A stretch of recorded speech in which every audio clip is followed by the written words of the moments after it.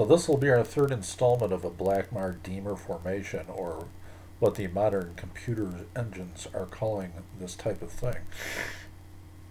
And in some cases, it's even like giving me Lasker lines and various things, and like Spielman lines, and various things that were played from eons ago. So once again, you're going to see these three things take on a particular importance here. Created open king pawn game out of a relatively closed position. So this should be a short game, as I recall. Once again, strong opponent. We're going to be, we better turn on our engine. This, once again, could have been called another anti-French. Exchange variation of the French. Instead of taking, we push, and it says immediately we're half a pawn down. At least this person takes it. So now we have a true formation, the type of formation that I'm looking for. You notice the F file is open, very similar to playing the opposite side of some of the Latvians and things we play. That move doesn't look very accurate. Wanted me to pin that knight, which seems like a fruitless idea. I don't like the bishop out there, but the engine does. So knight to f6, this is the correct move. Wants me to move knight to e4.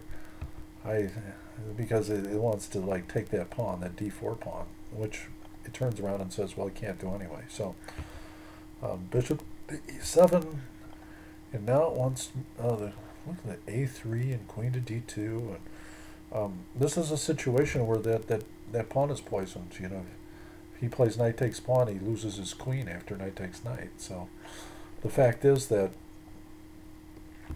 this is now I unpoison the pawn, as you see, and he's still not going to take it, because my plan would be to castle queenside if he took it. Well, no, it says he can't take it, and be up half a pawn or 3/4.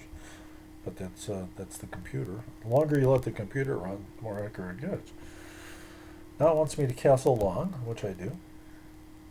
Now it wanted the knight on c6 to hop out and attack my d3 bishop because it's too dangerous. Now it says I'm forced to play bishop takes e7, and now I'm going to make a move that I make a lot.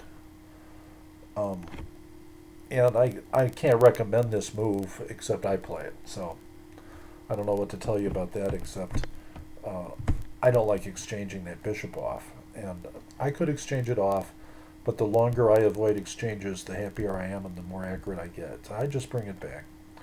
And as you can see, that's the difference between being down 1/4 of a point and half a point or so. So now it says that he needs to exchange that bishop off again. Instead, he decides that he needs to attack the d-pawn again. So this is making me happier and happier, and the computer wants me to get my king off that diagonal to prevent the defensive strikes when I begin to attack, but instead I move h4 right away. And its instruction is, it's still, look, it's coming back my way, even after bishop takes d4. What's interesting is that I'm a pawn down, he's got a completely solid pawn structure, and due to his bad bishop and lack of activity in my potential attack, it's an even game, if you look at the bottom analysis here. So he's now finally going to go after my d-bishop, okay? And I'm going to get rid of my d-bishop, as you see. This is a stock kind of sacrifice.